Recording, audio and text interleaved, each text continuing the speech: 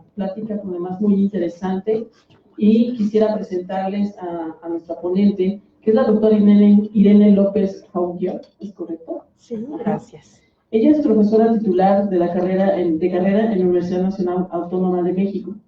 Se ha desempeñado como académica a nivel licenciatura, en maestría y doctorado en la UNAM y en otras universidades a lo largo del país.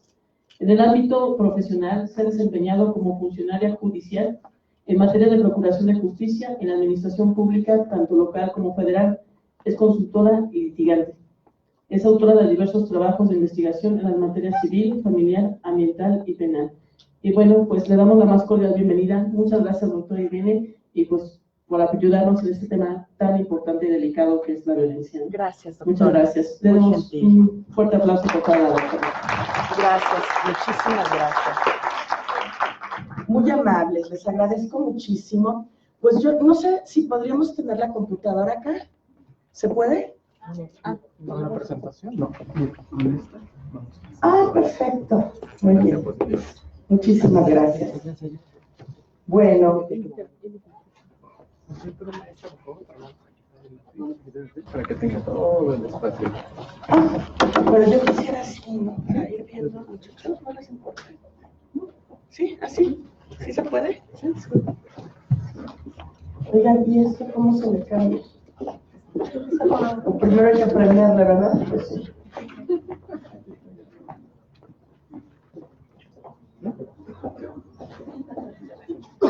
Bueno, es un gusto para mí estar en esta mirada profesional interdisciplinaria de biotecnología del Instituto Politécnico Nacional.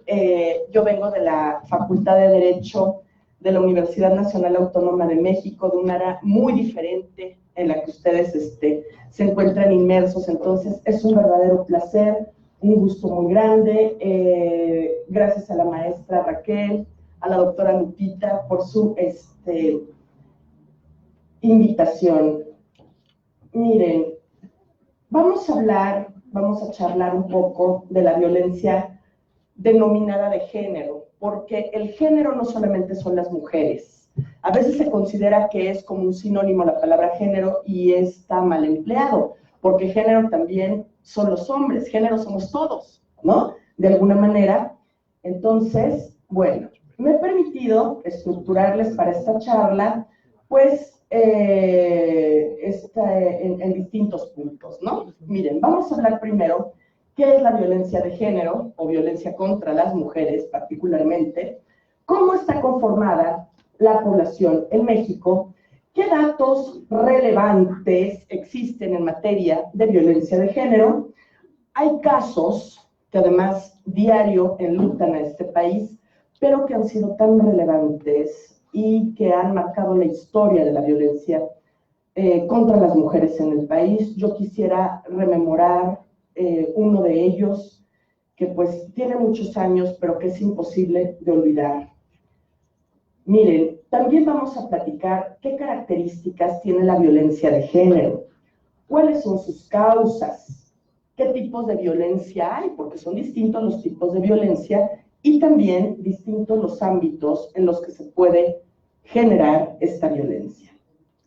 Luego, quisiera que nos abocáramos a platicar un poco las características de las víctimas de violencia, ¿sí? Para incluso identificarnos nosotros, si somos víctimas de violencia, también quiénes son los agresores, cuáles son sus características particulares. En este punto vamos a ver que tienen común, pues hay algún común denominador entre ellos. Además, aquí la violencia contra las mujeres únicamente es ejercida por los varones. Ese es otro aspecto muy importante que tenemos que decir. La lucha por la sororidad, que es un tema muy interesante que tenemos que aprender las mujeres, y también no nada más basta, yo creo que la exposición de un tema, ¿verdad? Decir qué es lo que está pasando, qué es, sino que tenemos que ir más allá y decir cómo podemos prevenirlo. Desde nuestra trinchera, desde nosotras, y también de forma global. ¿Qué se puede hacer en un contexto social? Miren, entonces vamos a empezar con estos rubros que les acabo de mencionar, y bueno, en principio, ¿qué es el concepto de violencia de género? Que en realidad, como les digo, lo más correcto es decir, violencia que se perpetra en contra de las mujeres.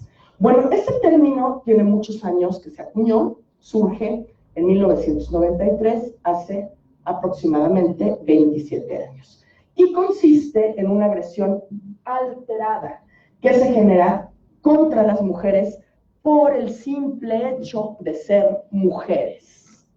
Esa es la nota particular que tiene la violencia contra las mujeres, que esas agresiones alteradas son por el hecho de ser mujeres.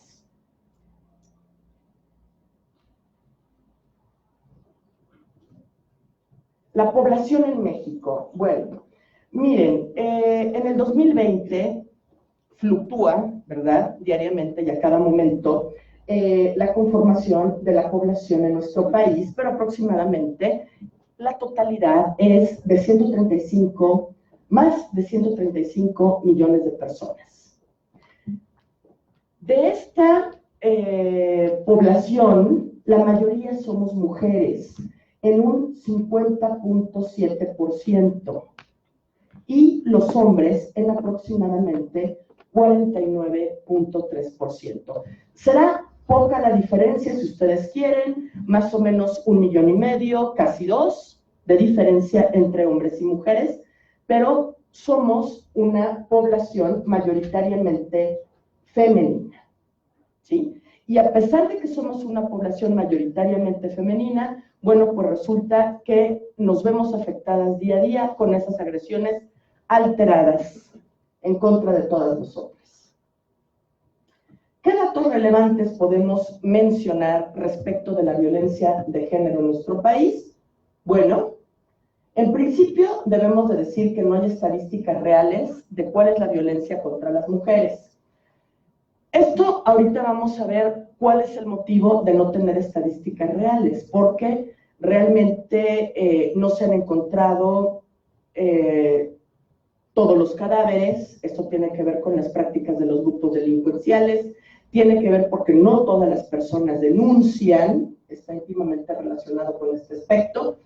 Los estadísticas oficiales, que solamente las tiene el Instituto Nacional de Estadística y Geografía, se han referido a cuáles son las dinámicas que existen en los hogares, o sea, propiamente a la violencia familiar. Está dirigida a la violencia familiar, pero no existen cifras oficiales, estadísticas oficiales en torno a la violencia que es generada en contra de las mujeres en nuestro país. Las estadísticas son parciales porque solamente se restringe a esa violencia, pero entonces en el ámbito doméstico. Miren, nuestro país, como la región, Latinoamérica, 14 de los 25 países que tienen el mayor número de feminicidios en el mundo, casualmente se encuentran en América Latina. O sea, América Latina, igual que latitudes como son los países árabes, ¿sí? También son extremadamente violentos contra las mujeres. Claro que no podemos destacar, sí por regiones, digamos que hay un mayor número de asesinatos de mujeres, pero en general los asesinatos de mujeres se actualizan en cualquier lugar, en cualquier país, sin importar si son países desarrollados o en vías de desarrollo. La violencia es general y existe en todos los países que existen en el planeta, ¿verdad? Es en general, pero por región sí podemos señalar que 14 de los 25 países con mayor número de feminicidios se encuentran en América Latina. No tenemos cifras oficiales, pero un cálculo aproximado a partir de 1985, cuando digamos que se complica las desapariciones de mujeres, los asesinatos en Ciudad Juárez, que más o menos fue en 1985, y hasta la fecha se calcula que ha habido más de 52,000 feminicidios. Pero es una cifra pudiéramos decir mínima por algunas circunstancias. Miren, primero, porque la mayor parte de los cuerpos no han sido encontrados. Y también porque muchas de las personas, de las chicas que han desaparecido, todavía se encuentran inmersas en las leyes, en las redes de trata de personas. Y de trata de personas no solamente con fines de prostitución, también con fines de explotación laboral. Explotación, trata de personas es la nueva esclavitud. Hoy en día podemos decir que es el comercio de personas en general, ¿sí? Con cualquier tipo de fin. Bueno, obviamente no tengo que decirles, porque eso lo estamos viviendo, lo percibimos quienes somos habitantes de este país, ¿verdad? Que México es uno de los países más violentos para las mujeres y que toda esa violencia que estamos viviendo, pues es en un clima de una terrible impunidad y corrupción.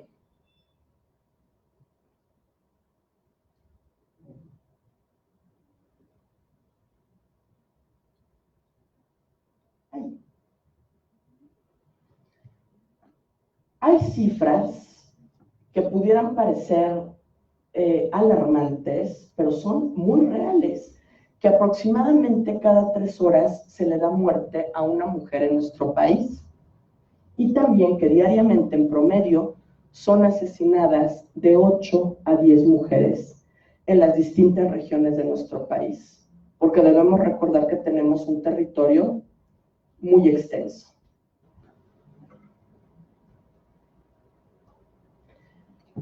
Todos los casos nos enlutan. Desde 1985, que la violencia contra las mujeres ha estado verdaderamente rebasada, ¿sí? Primero, centrada en ciertas regiones de nuestro país y hoy en día ya totalmente generalizada.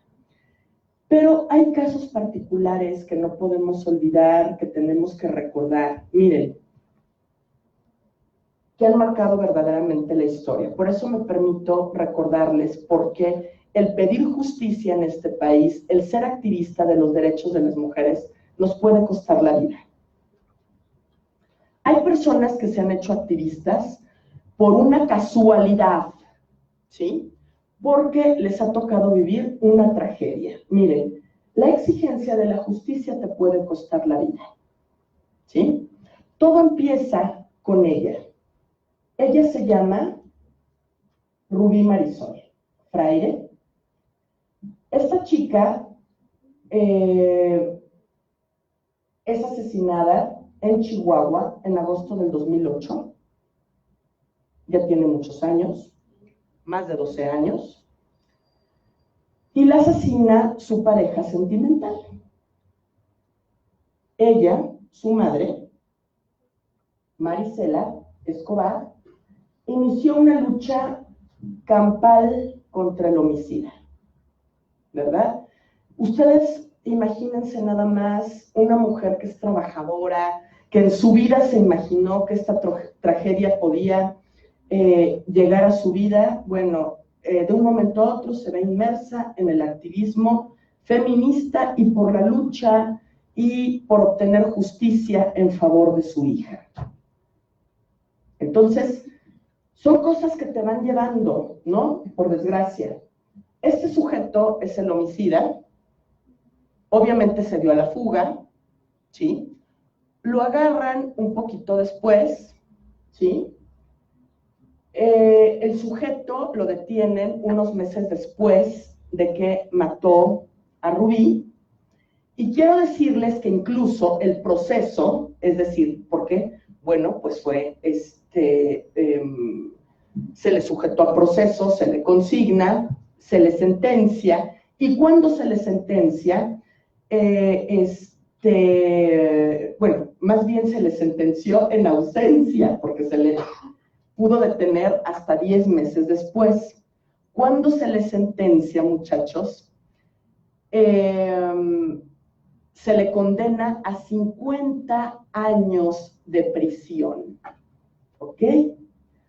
Pero esto fue en ausencia. Ya fue en la apelación cuando ella estaba bueno, que lo aprendieron, ya fue en la apelación, y entonces en la apelación es cuando la apelación significa, o sea, primero un juez del conocimiento dicta una sentencia, lo sentencian a 50 años, la apelación significa un órgano colegiado compuesto de 3 magistrados, y entonces estas personas vuelven a ratificar.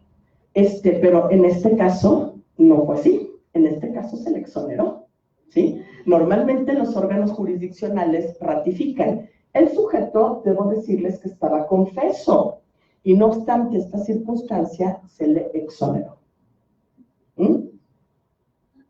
Yo recuerdo haber visto la filmación, por eso les digo, hay casos que no podemos olvidar, ¿no? Porque aparte de la tragedia enorme de haberle dado muerte a una mujer, de que su madre se convierte en activista, de que fue una lucha campal por detener al sujeto, de que se le sentencia estando prófugo, de que finalmente, ya que lo aprendieron, los magistrados, un órgano colegiado, decide dejarlo en libertad, a pesar de estar confeso y de existir todas las pruebas para no dejarlo ir. Yo recuerdo haber visto, cuando dan la noticia así, en el tribunal, en Chihuahua, Marisela, como la madre de Rubí, cómo se desploma de dolor ante la noticia de ver cómo dejaron libre al asesino de su hija. Y bueno, a raíz de eso, quiero decirles que ella se convirtió en una activista extrema, y canalizó su dolor en la ayuda de otros casos de feminicidios en Chihuahua. Un día, mientras ella estaba haciendo una manifestación frente al Palacio Municipal en Chihuahua, Chihuahua, en la capital, en ese lugar específico donde ustedes ven las flores, ¿sí? Pasó un sujeto en motocicleta y la acribilló. Eso fue en el 2010, ¿ok? Como les digo, frente al Palacio Municipal. Ahí yace incluso una placa en el lugar en donde la asesinaron. Esta placa, no crean que permitió el gobierno de Chihuahua, que son tan insensibles los gobernantes, ante este problema tan grave, tan desmedido de la violencia contra las mujeres. No crean que permitieron poner esa placa de manera inmediata. Fue una lucha campal para poder poner esa placa conmemorativa y que nunca más se olvide lo que ocurrió, ¿sí? Dice, aquí fue asesinada el 16 de octubre del 2010 Maricela Escobedo Ortiz por exigir justicia en el feminicidio de su hija Rubí. ¿Se dan cuenta? Entonces son familias enlutadas por doble y triple partida. Porque primero asesinan a su hija. Ella busca justicia y la asesinan. Y en una total impunidad. Pero bueno, quien a hierro mata, a hierro muere. Este sujeto, el asesino, finalmente para el 2012 fue asesinado también en un enfrentamiento con militares, ya que pertenecía, pues como andaba, era un delincuente, ¿sí? Pero finalmente había una total reprobación social. Aunque había quedado exonerado, el tipo tenía una total reprobación social y entonces se incorporó a la delincuencia organizada. Y bueno, finalmente lo asesinan. Pero fue la justicia divina, no la justicia de los hombres. ¿Se dan cuenta? O sea, algo terrible. Y como esto, miles de casos diariamente. Por eso tenemos que ser sensibles ante estos temas. Por eso el tema que hoy nos ocupa, además en este mes de marzo, que conmemoramos el Día Internacional de las Mujeres, ¿verdad? Bueno, miren, vamos a señalar algunas características de la violencia de género. Ya dijimos que es una agresión alterada en contra de las mujeres por el simple hecho de ser mujeres. Eso es la violencia contra las mujeres. Y bueno, ¿en qué consiste? ¿Cuáles son las peculiaridades, sus características? Son actos u omisiones, es decir, no solamente son conductas de hacer, sino también de no hacer, de omitir. Y bueno, no son eventos aislados que de repente ocurrieron, sino que son sucesos recurrentes que se presentan de manera constante. Y también tienen la peculiaridad de ser intencionales.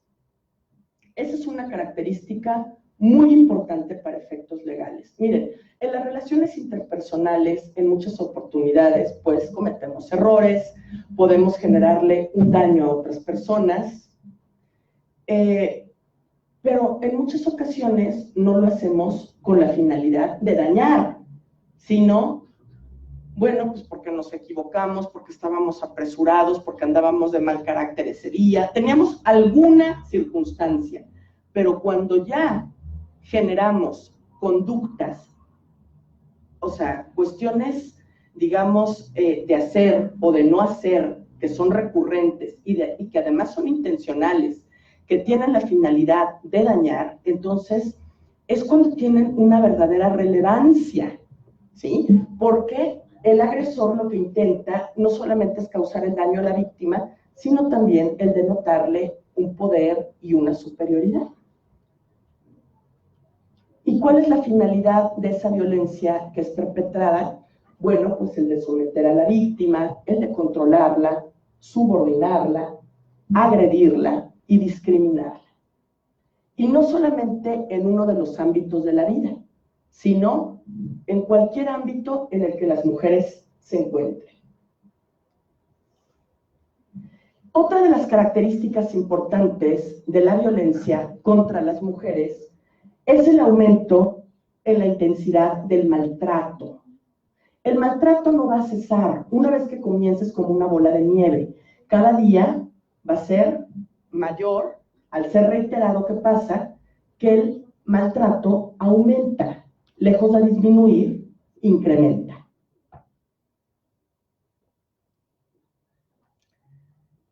Ahora es importante precisar lo relativo a las causas. ¿Por qué existe violencia contra las mujeres? ¿Cuáles son las causas principales? Es multifactorial este fenómeno, por supuesto que es multifactorial, pero algunas de las causas que nosotros podemos mencionar son, por ejemplo, las relaciones asimétricas. Vamos a explicar cada una de ellas. El no cumplir, por ejemplo, con los roles de género, tasados histórica, social y culturalmente. Los vamos a explicar. Y luego la historia de vida, tanto del agresor como de la víctima. Vamos a empezar con las relaciones asimétricas. Como su nombre lo indica, no están en un plano de igualdad. Entonces, ¿en qué consisten estas relaciones? Bueno, pues una relación de superioridad del agresor respecto de la víctima. El agresor tiene un poder, ¿sí? Una superioridad respecto de su víctima. Luego también podemos encontrar lo que ya dijimos, los roles de género. Roles tienen que ver con los papeles que se nos han asignado a las personas, ¿sí? Y bueno, en este punto es importante que hagamos referencia a que no es lo mismo el sexo que el género. El sexo son las diferencias biológicas entre las personas. ¿Y qué es lo que en principio las determina? Bueno, pues en principio la genitalidad. Tú eres mujer porque tienes órganos reproductores femeninos, eres hombre porque tienes órganos reproductores masculinos. O sea, esa es la principal diferencia en cuanto al sexo, la biológica, ¿sí? Muy diferente de lo que es el género. El género no es algo natural, es una construcción, ¿sí? Es algo que se ha venido construyendo a lo largo de la historia, a lo largo de las culturas, a lo largo de las propias sociedades, ¿sí? ¿Y en cuanto a qué? Bueno, a lo que deben hacer y la forma como deben comportarse hombres y mujeres, ¿sí? Es como si los seres humanos, yo luego les platico esto para que se entienda, ¿sí? Es como si los seres humanos tuviéramos indicaciones, ¿no? Viniéramos en un paquete y entonces tenemos indicaciones. A ver, el muñeco masculino trae esta indicación, sirve para esto. Y el muñeco femenino para esta otra, ¿sí? O sea, no es algo natural, es algo que se ha construido a lo largo, como les digo, de la historia de la sociedad y de las propias culturas, ¿sí? Y que determina la forma como deben comportarse los hombres y las actividades que deben realizar también, no solamente hombres y mujeres en general, ¿sí? Bueno, entonces el género, precisamente, para el género es muy importante el sexo de la persona, porque entonces el sexo de la persona es lo que va a determinar el comportamiento que va a tener y las actividades que va a tener. Dicha esta diferencia, entonces, importa que nos refiramos a cuáles son las actividades femeninas, ¿sí? Y entonces tenemos que históricamente, socialmente y culturalmente, ¿qué es lo que se ha construido? Que las actividades femeninas son aquellas del ámbito privado. Es decir, estar en la casa, en los contextos privados, en los contextos domésticos. Que nosotras, las mujeres, somos aptas, o nuestra principal actividad, finalidad, es la reproducción. Que la principal actividad a la que nos tenemos que dedicar, pues es al trabajo doméstico y al cuidado de los descendientes, y no solamente al cuidado de personas menores de edad, sino también de otro mayor de edad, igual que nosotros, como pudiese ser una pareja. Y todo además con una actitud tranquila, ¿verdad? Con una actitud obediente, con una actitud sumisa. Eso es lo que se espera en el rol de género de las mujeres, que las mujeres seamos eso, ¿no? Restringidas a lo privado, dedicadas a la reproducción, al trabajo doméstico, al cuidado de los descendientes y de una pareja, y bueno, todo con una actitud en tranquilidad y con sumisión. Entonces, imagínense, cuando las mujeres no cumplimos con ese tipo de roles de género, ¿qué generamos en los demás, en los que consideran que eso es lo que tenemos que hacer? Obviamente generamos conductas violentas y conductas de una total oposición a nuestra participación profesional, a nuestra participación social. Porque ustedes, ¿qué tienen que estar haciendo aquí si tú estás para tener hijos y para quedarte encerrada en tu casa y para estar tranquilita, obediente y sumisa?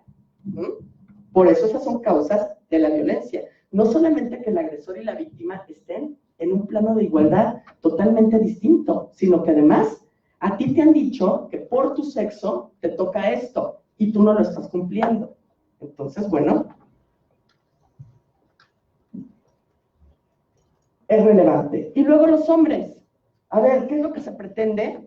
O esa construcción, ¿qué es lo que deben de hacer los hombres? O sea, social, cultural e históricamente. Bueno, pues a los hombres se les considera que ellos pueden, obviamente, desenvolverse en el ámbito público, que ellos deben de ser los únicos, o por lo menos los principales proveedores del hogar, que además ellos no tienen que tener el permiso de absolutamente nadie para consultar, o sea, no tienen que tener el permiso para hacer o desplegar las actividades que quieran, no tienen que consultar absolutamente a nadie, ¿verdad?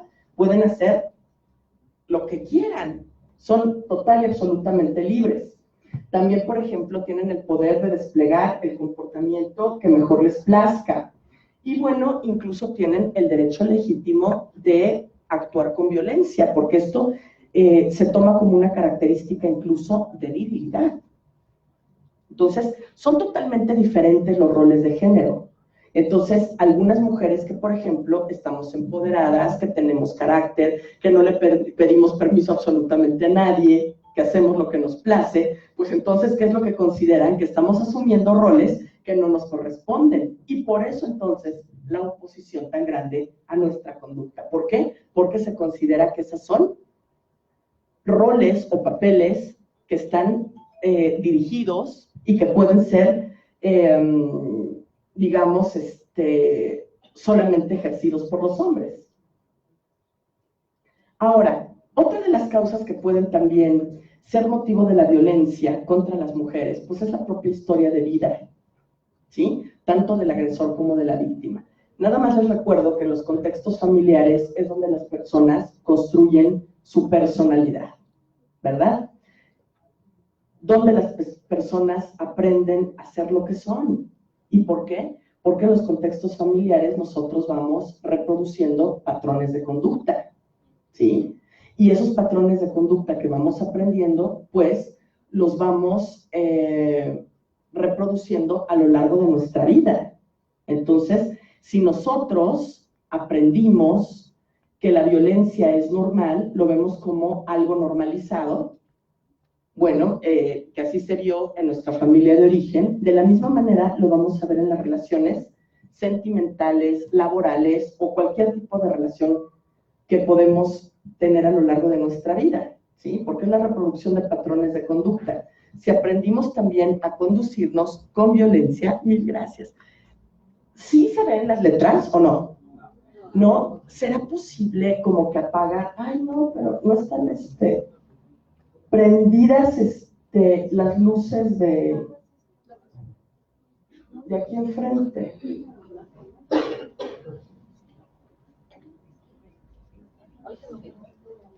Mil gracias. Bueno, entonces la historia de vida tiene mucho que ver con las causas de la violencia, ¿sí? Con esos patrones de conducta que nosotros vamos repitiendo a lo largo de nuestras vidas y que obviamente las aprendimos en los propios contextos familiares. Ahora bien, ¿qué tipos de violencia conocemos? ¿O qué tipos de violencia hay? Miren, estos tipos de violencia incluso se encuentran especificados en una ley que es específica de violencia contra las mujeres. Se llama Ley General de Acceso de las Mujeres, está mejor, ¿no? Ley General de Acceso de las Mujeres a una vida libre de violencia, ¿sí? Entonces, esta ley determina que hay distintos tipos de violencia, que son todas estas: psicoemocional, física, patrimonial, económica. Pudiera confundirse que la patrimonial es lo mismo que la económica, pero son cuestiones diversas. La sexual, también contra los derechos reproductivos, y la peor violencia, que es la violencia feminicida. Vamos a ver cada una de ellas. La violencia psicoemocional, y por algo les pongo imágenes, para que vean que este tipo de violencia, la forma como se lleva a cabo, cómo se realiza, el instrumento es el lenguaje, ¿verdad? De forma verbal. Y a veces es muy difícil acreditarlo legalmente, pero suele ser una violencia que deja graves daños en la estructura de personalidad de las víctimas. Miren, la violencia psicoemocional se puede constituir en prohibiciones, ¿sí? De que no hagas X cosa, no te vistas de esta manera, no hables con tal persona, no saludes a X o a Y, no hables con tu familia, cualquier tipo de prohibición, ¿sí? Ni siquiera salir a la calle. Condicionamientos: si no haces una cosa, entonces la consecuencia será esta. Amenazas. Las amenazas pueden ser de distinta índole, pero normalmente pues tiene que ver con generarte, infligirte daños a la integridad corporal, ¿sí? O a la integridad incluso de tu familia, ¿sí? O tuyos y de tu familia, ¿sí? Y legalmente las amenazas que se persiguen básicamente son amenazas por muerte. Actitudes devaluatorias. Actitudes devaluatorias cuando nosotros, porque no quiero decir infringimos, ¿no? Sino cuando nosotros padecemos, por ejemplo, porque yo espero aquí que nadie sea violento y que no infrinjan conductas en contra de otras personas, ¿no? Ni hombres ni mujeres, porque la violencia es violencia, ¿no? Pero tampoco, nadie tiene por qué infringir violencia, ni de hombres a hombres, ni de hombres a mujeres, ni de mujeres a hombres ni de mujeres a mujeres, ¿sí? Pero, por ejemplo, las actitudes devaluatorias es cuando se generan en contra de otra persona comentarios como, bueno, pues tú cállate porque no estudiaste o porque no vales nada, porque tus opiniones no tienen ninguna relevancia, ¿sí? O sea, tratando de marginar a una persona, de devaluarla en el sentido del valor propio. Actitudes de abandono, aquellas, por ejemplo, también en las que ya se pretende terminar una relación, pero no se termina de terminar, ¿sí? Que están llamero. O sea, esas situaciones de tanta incertidumbre, ¿sí? Constituyen una violencia psicoemocional y es muy desgastante. También, por ejemplo, comparaciones destructivas. El decirle a una persona, a una mujer, por ejemplo, cosas que pudieran parecer intrascendentes, pero que tienen mucho peso. Como, por ejemplo, estás gorda, estás fea, estás vieja, eres tonta, respecto de alguien más, ¿no? Respecto, por ejemplo, de que, no, pues yo tenía unas grandes novias, que eran hermosas, y bueno, pues yo no sé qué me pasó contigo, que mira qué fea y gorda estás, ¿no? O sea, comentarios de esa naturaleza que obviamente es una comparación para destruirte. La infidelidad, porque también el tener que ver con otra persona, pues te da, tú deduces que evidentemente no le interesas, que no te tiene la más mínima consideración y el respeto, ¿no? Insultos, y que conste que aquí los insultos no tienen que ver con el uso de palabras altisonantes, porque tú puedes destruir a una persona sin decirle una mala palabra. Entonces los insultos pueden ser de distinta índole, no solamente con palabras altisonantes. Manipulaciones para hacer que una persona haga algo, ¿sí? Por ejemplo, el hacerse, así de que, pues, tener una actitud incluso de sumisión para orillarte a que hagas algo, ¿sí? Porque, o no de sumisión, ¿no? Simplemente, tener distintas actitudes para vincularte a ti a cualquier cosa que no quieres hacer. Lo mismo que los chantajes. Obligarte a que hagas lo que no deseas, ¿no? Con una consecuencia. Por ejemplo, si me dejas, me mato, o si vuelves a saludar a tal persona que no me cae bien, grupos, miren, en la facultad, desgraciadamente, pues a veces percibimos cosas como estas, ¿no? Que son unos novios y entonces el novio o la novia se enoja y le dice al otro que no voltee a ver, que no salude a sus amigas o que no salude a sus amigos, si no va a haber una consecuencia, ¿no? Y la consecuencia es, le voy a partir la cara, le voy a hacer X o Y, o cualquier cosa de esta naturaleza, ¿sí? Y también, por ejemplo, la indiferencia. Esa es una violencia que yo observo que en las parejas es como muy común y que a veces no la notamos, que nos parece que es como muy normal, ¿no? Cuando estás enojado por algo y te pregunta el otro, oye, ¿qué tienes? Y entonces, nada, ¿no? No, si tienes, porque si traes una mala actitud es porque algo tienes. Y en vez de decirle una lista, ¿no? A ver, uno, ¿no? Punto número 1, me cae gordo esto, no soporto el otro. O sea, pero una lista, porque igual y si tenemos una lista, ¿sí? No, nada. El otro no es adivino, ¿sí? ¿Cómo vas a saber exactamente qué es por lo que estamos enojados? Entonces eso es violencia, porque es así como que, pues adivínale a ver qué es lo que me pasa, ¿no? Es mejor que decir directamente, sí, fíjate que sí, tengo grandes inconformidades. Y te las voy a dar en un libro incluso. Bueno, entonces, todo esto es violencia psicoemocional. A veces es una violencia bien difícil de acreditar legalmente. Y les digo, la manera como lo puedes perpetrar es a través del lenguaje. Luego tenemos la violencia física.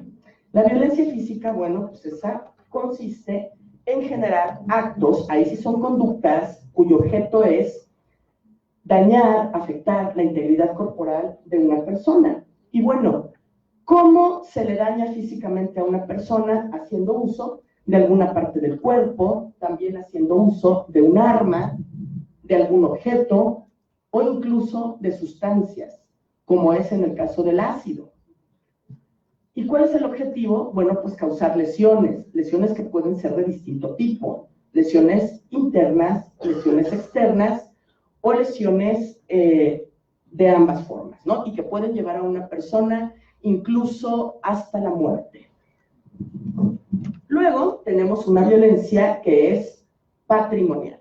Esta es diferente de la violencia económica. Esta violencia consiste más bien en, por ejemplo, sustraer, destruir, retener, ocultar objetos, documentos personales, bienes, valores y o dinero. Por ejemplo, ejemplos de este tipo de violencia podemos decir, a ver, tenemos una pareja y resulta que por salirnos del domicilio que compartimos en común, dejamos nuestros documentos personales. Imagínense, dejar el título, la cédula, el pasaporte, o sea, documentos que son importantísimos, ¿no? Ah, bueno, la retención en un condicionamiento. ¿Qué sería ahí? Pues una violencia psicoemocional y además una violencia patrimonial. Y si los destruye, pues es violencia patrimonial. Pero también, por ejemplo, en aquellas familias en las que las mujeres resulta que realizan una actividad en el hogar, que además hoy en día está reconocida legalmente como una aportación a la familia, ¿sí? Una aportación económica, porque muchas chicas, tú les preguntas, oigan, ¿trabajan? Y te dicen que no, cuando sí trabajan en el contexto familiar, pero ni siquiera le dan relevancia al trabajo que ejecutan. Entonces, miren, hoy en día que está reconocida el trabajo en el hogar como una contribución económica, pues muchas mujeres no aportan, digamos, dinero, pero aportan con su trabajo, ¿sí? Por muchos años. ¿Y qué pasa? Que aquel que sí tiene un trabajo remunerado fuera del hogar, digamos, y que es el que recibe el pago, va comprando diversas cosas. Entonces, va poniendo todas esas cosas a su nombre. Entonces, va reteniendo las cosas a su nombre en vez de ser considerado, en vez de ser compartido y decir, oye, ella es mi pareja, ¿sí? No importa si es la esposa, la concubina, simplemente es la mujer con la que vivo, es la mujer que me está ayudando en este contexto familiar a ser mi patrimonio. También voy a poner las cosas a nombre de ella, porque ella también está aportando, está teniendo una contribución económica de otra naturaleza, pero la tiene. Entonces, el no poner las cosas a nombre de los dos, por ejemplo, en este contexto, en este caso, es violencia patrimonial. Podemos ver la violencia económica, que es otro tipo de violencia, el controlar las percepciones económicas, por ejemplo, que no te den para el gasto, o como aquella canción, miren, del folclore popular, ¿no? De la Bartola. En la Facultad de Derecho tenemos, pues, interesantes trabajos, ¿sí? A veces, por ejemplo, analizamos canciones del folclore mexicano, cómo están relacionadas con temas legales, ¿no? Esta de la Bartola, por ejemplo, en la violencia económica, el que te doy Bartola 2 pesos, ¿no? Y de ahí aparte tienes que hacer la comida, todo, y todavía me tienes que guardar el cambio. El no dar. Entonces, para los gastos necesarios. Restringir o limitar que se obtengan recursos. Por ejemplo, cuando en una pareja se le determina a una mujer que no puede trabajar. Y esto, obviamente, está íntimamente relacionado con controlarte. ¿Qué dijimos que era la violencia? Controlarte, someterte. Mil gracias. Controlarte, someterte, ¿sí? Entonces, ¿qué es lo que le preocupa a los agresores? En particular, que tengas libertad económica, porque la libertad, bueno, el tener el tener más bien autonomía económica, ¿sí? Que es lo que te permite tener libertad en todos los órdenes, ¿verdad? Entonces, ¿por qué no permiten que trabajen? Pues es una forma de control, de sometimiento, precisamente, para que no se puedan salir de los cauces que se les han establecido, ¿verdad? Y luego también, y eso es muy común en nuestro país, quiero decirles, el de percibir un salario menor por realizar el mismo trabajo. En la administración pública, por ejemplo, resulta que hay plazas así, subdirector de área, ¿no? Y ese subdirector de área resulta que las plazas más altas se las dan a los hombres y las más bajas a las mujeres, aunque realicen el mismo trabajo, aunque sea el mismo puesto. Eso yo nunca lo he entendido de la administración pública, pero finalmente son cuestiones de naturaleza administrativa donde vemos la gran discriminación y la violencia económica que se genera en contra de nosotros. Miren, también tenemos la violencia sexual. Bueno, las personas pueden ejercer la sexualidad como quieran, ¿sí? Entonces, violencia sexual, pues, es el hecho de hacer lo que, o vincular a alguien a hacer lo que no quiere. Todo está permitido en las parejas, hacer lo que les venga en gana, pero cuando ya te vinculan a hacer actividades sexuales que no quieres, eso ya es una violencia sexual, ¿sí? O simplemente el vincular a alguien a tener relaciones sexuales. Y también los delitos sexuales. El abuso sexual es diferente de la violación porque el abuso sexual consiste en tocamientos, ¿sí? No llegan a la penetración, en tanto que la violación sí implica la penetración y no solamente con el miembro viril, sino también con diversos instrumentos, ¿ok? Y la incitación a la prostitución también. Porque quiero decirles que hay contextos en los que se les incita a las mujeres a prostituirse, tanto por sus propias parejas, por su propia familia incluso, ¿eh? Y bueno, la violencia contra los derechos reproductivos. ¿En qué consiste este tipo de violencia? Bueno, el que nosotros limitemos o vulneremos la decisión de las mujeres para decidir respecto de su propio cuerpo, respecto de si van a tener hijos o no, respecto de cuántos hijos van a tener, cuánto tiempo se van a esperar entre tener uno y otro. Eso significa el número y espaciamiento de sus hijos, cuánto tendrían que esperarse entre tener uno y otro. Por ejemplo, también el incidir en que usen o no usen métodos de reproducción asistida, porque cada quien tiene el derecho de elegir estos métodos de reproducción asistida. Nadie te puede coartar ese derecho. Y también lo mismo, el aborto. El aborto es un asunto que cada quien puede pensar lo que quiera. Tiene que ver incluso con cuestiones de naturaleza moral, religiosa, idiosincrasia, creencias. O sea, cada quien puede considerar lo que sea, ¿sí? Pero hay personas que si es necesario, por una cuestión de salud, si es necesario por la comisión de un delito o simplemente porque es su determinación el abortar, no se les puede coartar ese derecho. Aunque debo decirles que hay entidades federativas en nuestro país en las que sí se penaliza el que las mujeres aborten. En la Ciudad de México no. La violencia feminicida. Bueno, esta es la violencia, la peor violencia que puede existir en contra de las mujeres.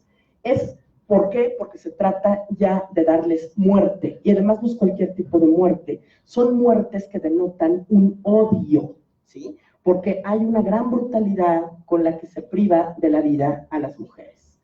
Miren, se trata de asesinatos, por ejemplo, a golpes, estrangulamientos, ahogamientos, quemaduras con fuego y o sustancias, con signos de tortura, con mutilaciones.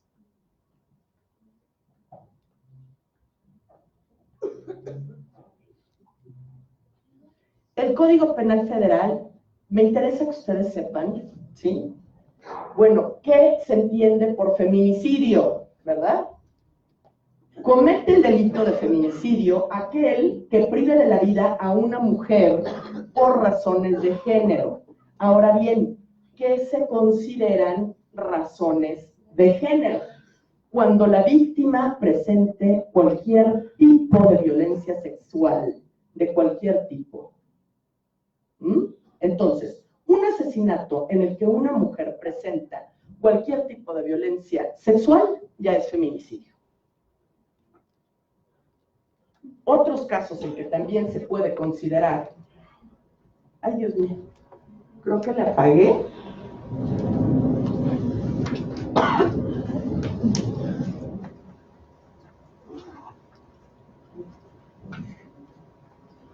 También, por ejemplo, que a la víctima se le hayan infligido lesiones o mutilaciones infamantes o degradantes. Y esto puede ser antes o después de que se le asesinó. Que existan antecedentes, por ejemplo, de violencia. O sea, que esa persona ya tenía antecedentes comprobados de violencia con su agresor en el ámbito familiar, laboral o escolar.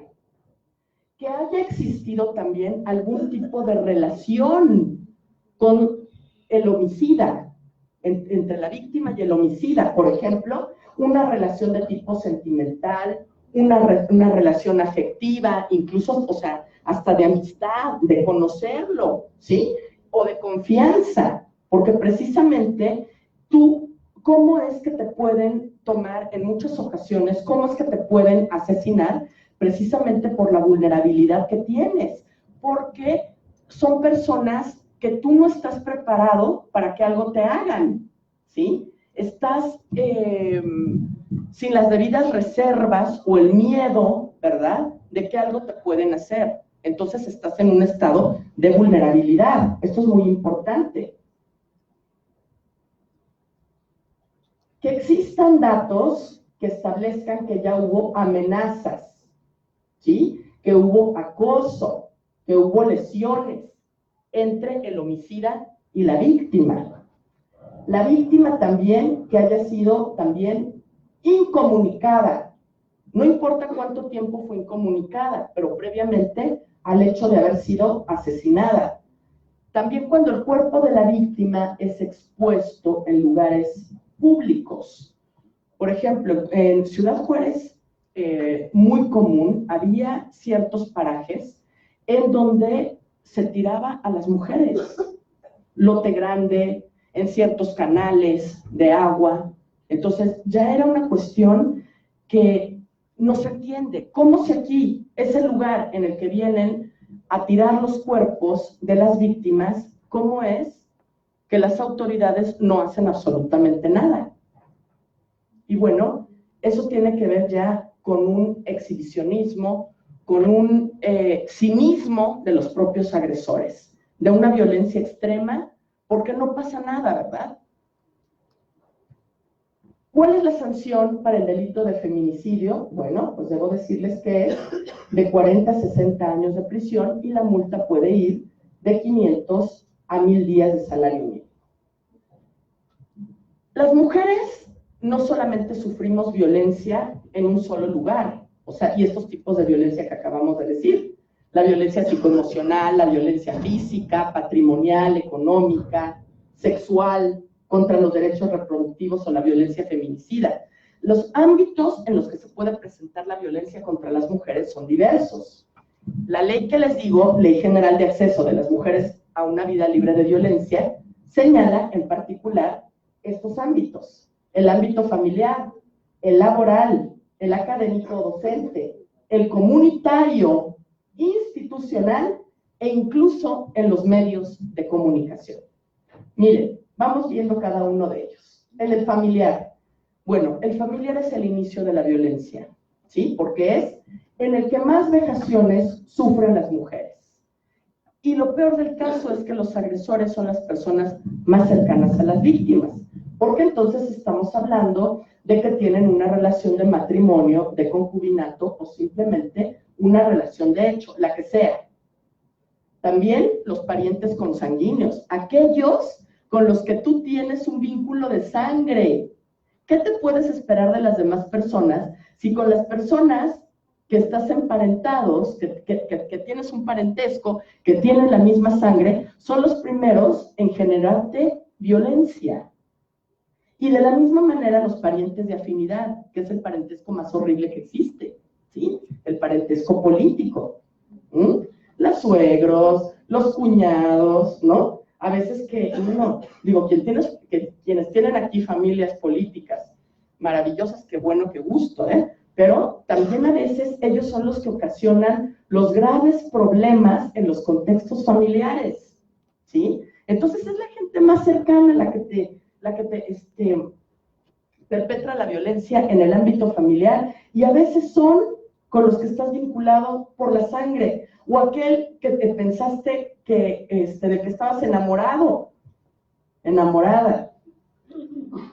No es lo mismo, debo decirles, la violencia familiar a la violencia contra las mujeres en general. En muchas ocasiones, para tratar de cubrir el tipo de violencia o la violencia que sufrimos las mujeres, se pretende nada más hablar de la violencia de tipo doméstico, la violencia familiar, pero no, ¿sí? La violencia que sufrimos las mujeres existe y en diversos ámbitos de nuestra vida. La familiar solamente es en el contexto de la familia, en un ambiente privado. Y equiparar la violencia doméstica con la violencia que tenemos en general las mujeres, bueno, pues es el de pretender, digamos, ignorar que padecemos violencia en los demás ámbitos de nuestra existencia. Luego, debemos hablar del entorno laboral. El entorno laboral, bueno, pues podemos decir, híjole, un mundo de conductas que nos violentan a las mujeres en el trabajo. El no respetar las condiciones de trabajo que existen en las leyes, las mínimas, en la Ley Federal del Trabajo, ¿sí? Descalificación del trabajo realizado, el hacernos sentir que no somos lo suficientemente buenas, lo que estamos haciendo, ¿no? La explotación laboral, la Ley Federal del Trabajo, ¿no? Se determina que son 8 horas que tenemos que trabajar. Yo he trabajado en lugares en donde, según ellos, y fíjense, y todavía se jactan como si fuera algo que está muy bien. No, pues aquí sabes a qué hora entras, pero no sabes a qué hora sales. ¿Cómo te pueden decir eso? Cuando eso es total y absolutamente ilegal, ¿no?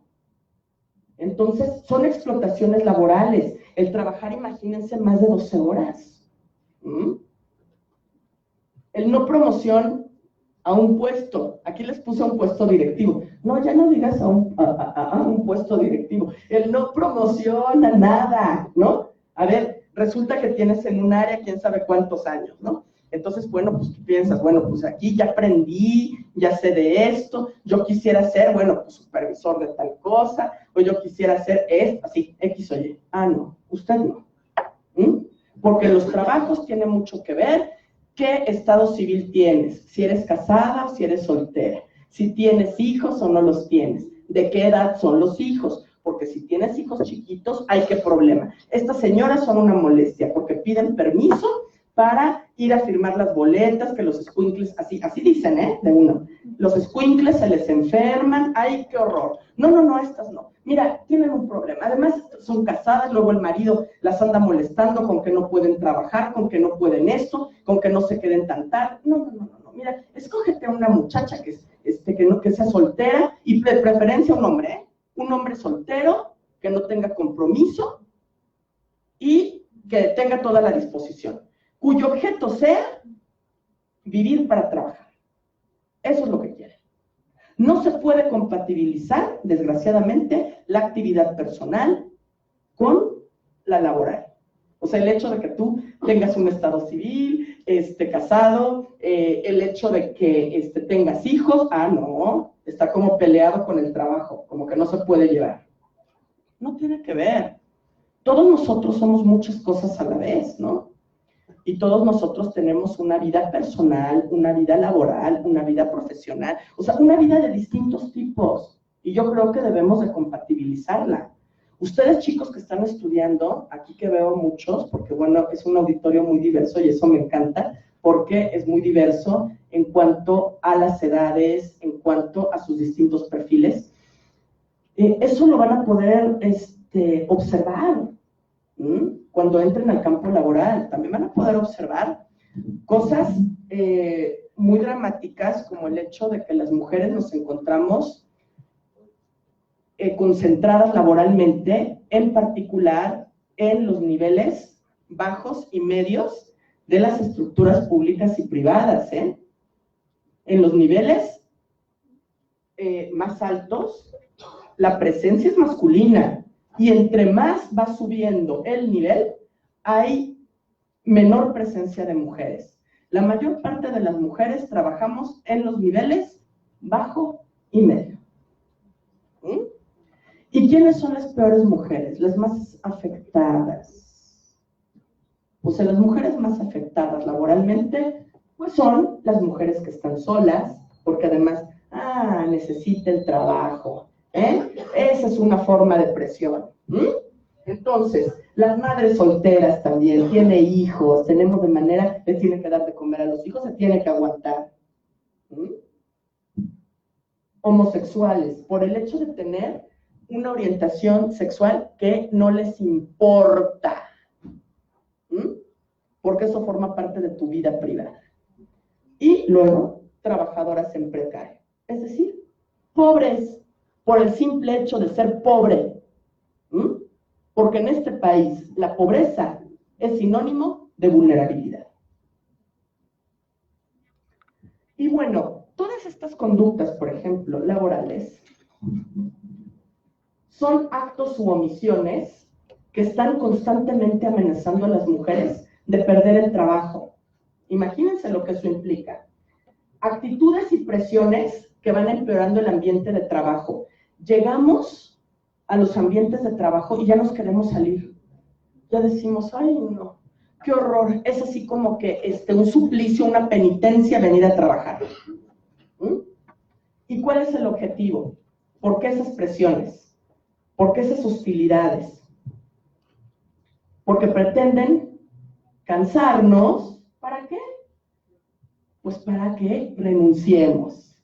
Porque no quieren corrernos, porque eso implica el tener que liquidarnos, el tener que darnos ciertas prestaciones. No, te quieren hacer la vida amarga, ¿para qué? Para que tú solito te vayas, ya no aguantes y vámonos. Se los digo yo que he sido acosada en varias oportunidades en el trabajo, jamás renuncien cuando las estén violentando. Mejor, no renuncien, denuncien, que es diferente. Y ejerzan acciones legales mientras están en los trabajos. Si no, ya después es muy difícil acreditarlo. Y además, cuando uno ejerce acciones legales mientras estás en el trabajo, ¿qué ocurre? Muy difícilmente te corren. Te podrán hacer la vida amarga, Eso sin duda alguna, y llega uno llorando, y no. Pero podemos llorar allá en nuestra casa, en los trabajos no, y nos mantenemos fuertes, y no nos echan. Eso es muy importante. Les digo porque el ámbito del trabajo, bueno, pues, uno necesita, ¿no?, del trabajo para efecto de vivir, y es en los peores lugares en donde existe la violencia contra las mujeres. El entorno académico docente en el que nos encontramos ahorita, ¿no? También actos u omisiones de discriminación contra las estudiantes o las profesoras, ¿no? Me estaban diciendo hace rato, unas amigas me estaban diciendo que en la carrera de ingeniería, yo espero que aquí no pase, ¿no? Pero que en la carrera de ingeniería, los maestros decían, y bueno, ¿qué hacen estas señoritas aquí? ¿Para qué están aquí? ¿No? Pues, ¿cómo que para qué? ¿No? No hay inclusiones. Y sobre todo en las carreras, al menos se los digo en la universidad, en la UNAM, podemos observar que las áreas de las ciencias exactas tienen una mayor matrícula de varones, precisamente por esa exclusión que existe hacia las féminas. Y bueno, hay discriminación hacia las estudiantes y profesoras por el simple hecho de ser mujeres, ¿no? Porque ¿por qué se tienen que dedicar a esto? No son aptas, por la edad que tienen. Ah, porque te discriminan por cualquier cosa, ¿eh? Es por tu edad, por tu condición social, por tu condición académica. Si tienes grados académicos, mal. Si no los tienes, mal. O sea, todo da lugar a la discriminación. Limitaciones, por ejemplo, incluso físicas. Y características en general físicas de las personas. Bueno, el entorno comunitario. Me gusta ponerles las imágenes porque las imágenes a veces pues hablan más que las palabras. Tiene lugar en los espacios públicos de uso común, de libre tránsito, cuando vamos en el colectivo, ¿no? Los lugares de mayor violencia son el transporte público, por ejemplo, ¿sí? Y resulta que se comete de forma individual o de forma colectiva. ¿Y qué es lo que pasa? Que todas nosotras nos sentimos inseguras y sentimos que están afectando nuestra integridad, ¿no? No sé la experiencia de muchos de ustedes, pero al menos a mí sí me gustan los vagones del metro que son de mujeres. Y sí me molesta terminantemente cuando se suben hombres. ¿Por qué? Porque en el metro se dan conductas que no tendrían por qué ser, ¿no? Empezando desde la forma como te desvisten con la mirada, se te quedan viendo así fijamente, ¿no? O sea, dices tú, bueno, ¿asunto? ¿No? ¿Qué traen? ¿Qué traen? No, nada más se te quedan viendo a ver como si les vas a hacer caso, no les vas a hacer caso. O sea, ¿por qué tienen que interactuar con uno? No entiendo. También tocamientos, ¿no? Que son abuso sexual, que es delictivo. No te pueden tocar. Personas, miren, conozco personas, bueno, abogados, por ejemplo, que han trabajado así en el metro, y que me han contado que en el metro es súper recurrente eyaculaciones de los hombres en la ropa de las mujeres. O sea, es el colmo que en los ámbitos comunitarios se nos tenga ese nivel, esa falta de respeto.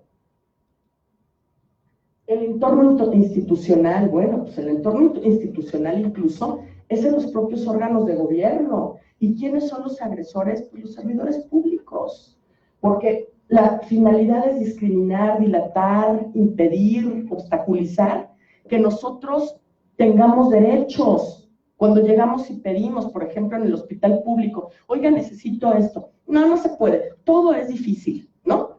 Va uno, se forma en alguna fila de cualquier institución pública. Eso es violencia institucional, ¿no? A veces vamos, imagínense, pedimos un día de trabajo, porque además tenemos que trabajar si no hay descuentos, ¿no? Entonces pedimos un día de trabajo y ahí vamos, ¿no? Entonces pensamos que lo que necesitamos hacer, pues tiene que ser con celeridad, tiene que ser de una manera ejecutiva en que nos resuelvan.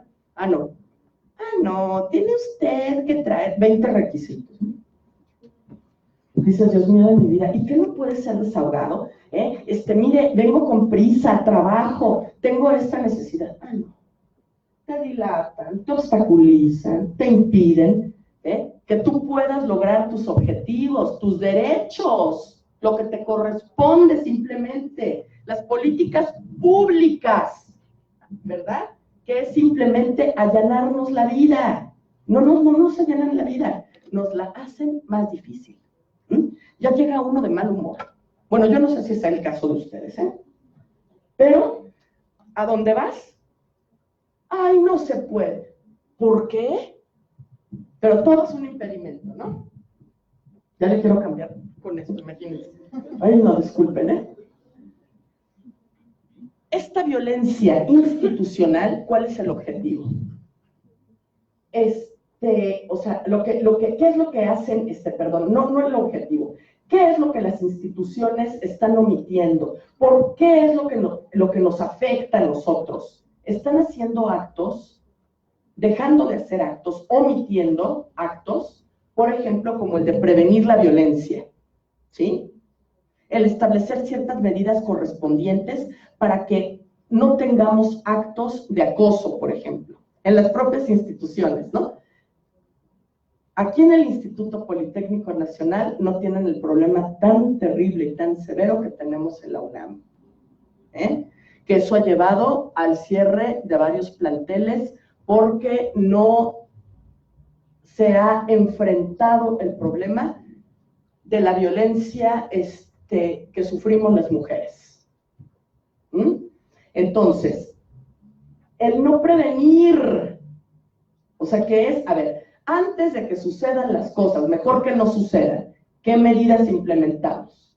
El atender, que cuando tú llegas y te quejas de lo que te ocurrió, pues de manera inmediata las autoridades te atiendan, ¿no? Te reciban la queja, la denuncia correspondiente. Eso es lo que estamos esperando. Que investiguen, que a ver, ya te quejaste, bueno, pues que le den curso a lo que les dijiste, ¿verdad? Y que a ver, se está imputando, se está señalando a tal persona como el agresor, el que perpetró un X delito, que se investigue si realmente es responsable. Y ya que se investigó, si verdaderamente lo ejecutó, que se sancione, ¿no? El que se le castigue. Y también lo más importante para todas nosotras, el erradicar la violencia. Que algún día podamos salir a la calle con toda la tranquilidad, sin la preocupación de que algo nos va a pasar. Y bueno, cualquier tipo de violencia. Esa es la violencia institucional y lo que no hacen.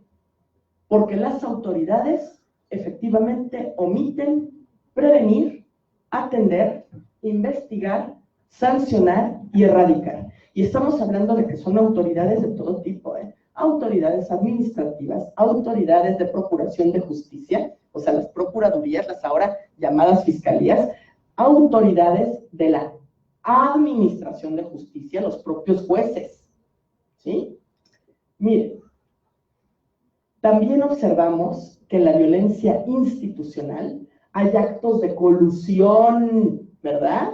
Que son cómplices las autoridades con quienes cometen esos propios actos. Y entonces, ¿qué es lo que sucede? Una total impunidad. ¿Por qué hay una violencia desmedida en este país? Precisamente porque no pasa nada. Porque no hay castigo a quienes perpetran violencia contra las mujeres. Por esos actos de colusión y por esa omisión en la atención, en la investigación, en la sanción de lo que nos pasa. La violencia institucional es lo que tiene precisamente, digamos, este contexto de descomposición social y de una violencia desmedida para todas nosotras. Bueno, y luego los medios de comunicación. A ver, ¿cómo informan los medios de comunicación? Bueno, pues la informan con prejuicios, ¿no? Ay, es que hay unas mujeres que fueron asesinadas, pero ¿qué creen? Eran prostitutas. ¿Y qué? Que sean prostitutas. Que por el hecho de ser prostitutas merecen ser castigadas. Ay, entonces vamos a matarlas porque son prostitutas y son malas, ¿no? Fomentando ideas machistas y misóginas. Por ejemplo, es que a las que violentaron, a las que les pasó esto, pues andaban divirtiendo, andaban bailando. O sea, con ideas como de que solamente las niñas buenas, las niñas que se quedan en su casa, las que no se divierten, ¿sí? A esas no les pasa nada. Las que andan bailando se lo tienen merecido, ¿no? Imagínense ese tipo de informaciones. Y además, así, pasó otra cosa, ¿no? Como muy normal. Y pues sí, así pasó y así pasa.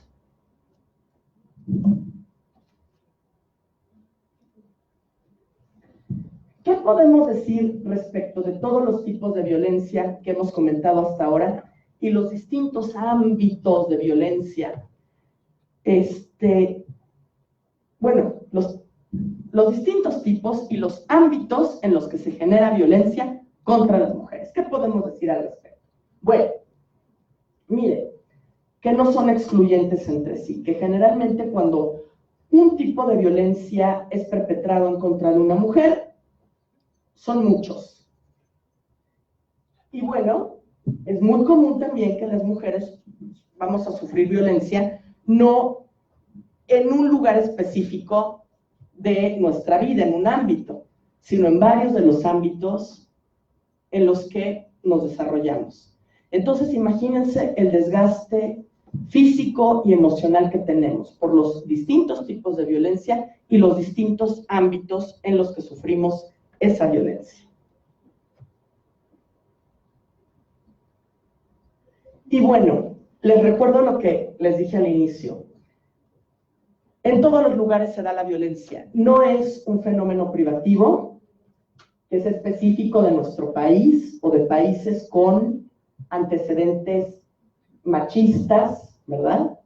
Si bien vemos que Latinoamérica destaca, que los países árabes también destacan, pero violencia existe en todos los países, en todas las latitudes, ¿sí? Tampoco la violencia es específica nada más contra un cierto tipo de mujeres. ¿Por qué?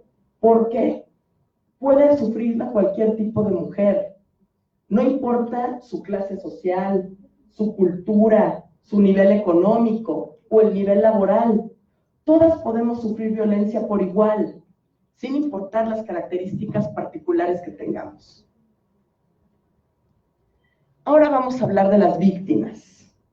En el ámbito, por ejemplo, de las ciencias sociales, es muy importante que nosotros reconozcamos quién es una víctima y tenemos que enseñar a los alumnos quiénes son las víctimas para que puedan tener empatía, para que puedan saber cómo tratarlas. Miren, las víctimas tienen una baja autoestima, han perdido el sentido del valor propio.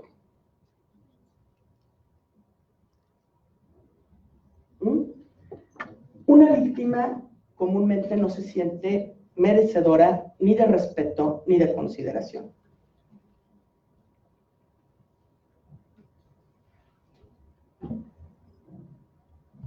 Es muy común que las víctimas se aíslen, que rompan con las redes sociales. Y aquí no me estoy refiriendo a las redes sociales que comúnmente hoy en día ustedes utilizan, ¿verdad? Sino las redes sociales, es decir, que rompan con sus vínculos familiares, con sus vínculos de amistad. ¿Por qué? Porque la víctima no quiere que los demás se den cuenta de lo que está viviendo. Quiere mantenerlo en secreto. ¿Qué pasa cuando tienen un mal novio o novia, mal esposo o mala esposa? Bueno, pues la familia empieza a opinar, ¿no? Oye, ¿cómo te dejas? ¿Cómo permites? ¿O no? Entonces, ¿qué le interesa a la víctima? Que nadie se dé cuenta y se empieza a aislar de la gente que le puede hacer comentarios respecto de lo que está viviendo. Miedo al agresor. Claro, el agresor constantemente la amenaza, ¿sí? Sabe